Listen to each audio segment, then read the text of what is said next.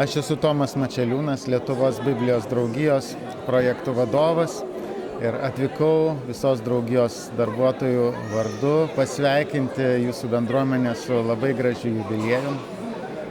Ačiū labai, kad esat ir tą progą norėčiau paklausti, kaip Adventistų bažnyčia ir Lietuvos Biblijos draugija bendradarbiauja, kokį indėlį Adventistų bažnyčia daro tame darbe? Adventistų bažnyčia yra viena iš bažnyčių steigėjų, padėjusių Biblijos draugijai įsikurti Lietuvoje. Ir taip pat yra aktyvi narė. Visuomet turime Adventistų bažnyčios narį, atstovą Biblijos draugijos valdyboje. Ir mes esam netgi keletą projektų vykdydami susidūrę su labai artimu bendradarbiavimu. Tai buvo projektas Biblijos nuotykis, kai Kauno bendruomenės patalpose mes turėjom vieną seminarą Biblijos nuotykio skirto moksleiviams. Taip pat Vilniuje aplankėm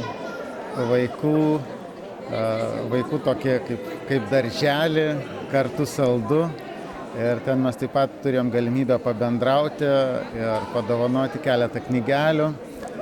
Tai ir šiaip iš tiesų turbūt verta kalbėti ne vien apie konkrečius darbus, projektus, bet tikriausiai apie patį požiūrį, apie pagarbą, draugystę, meilę, maldas, paramą vienų kitiems, kažkokį įsiklausimą netgi į mintis, pasimokymą vieniems iš kitų.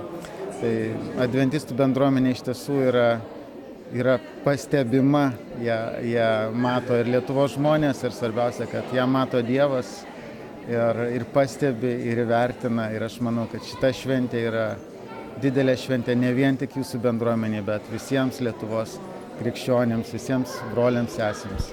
Ačiū labai už gražius žodžius ir tą progą norėčiau paklausti, kokį palinkėjimą duotumėt mūsų bažnytėliai, kartu bendradarbiaujat su Lietuvos Biblijos draugija.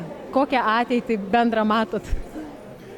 Na, ateitis iš tiesų yra Dievo rankose, bet gera būti, gera jaustis to paties kūno nariais.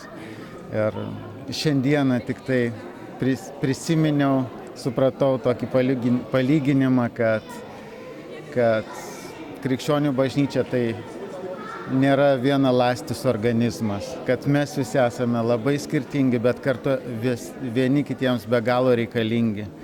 Ir mūsų tarnystės gali būti skirtingos, kartais atrodo vienas viena kryptim tarnauja, kitas kita kryptim tarnauja, bet virš visko esantis Viešpats, jisai taip suderina mūsų tarnystę, kad mes gauname patarnavimą vieni iš kitų ir galime patarnauti vieni kitiems.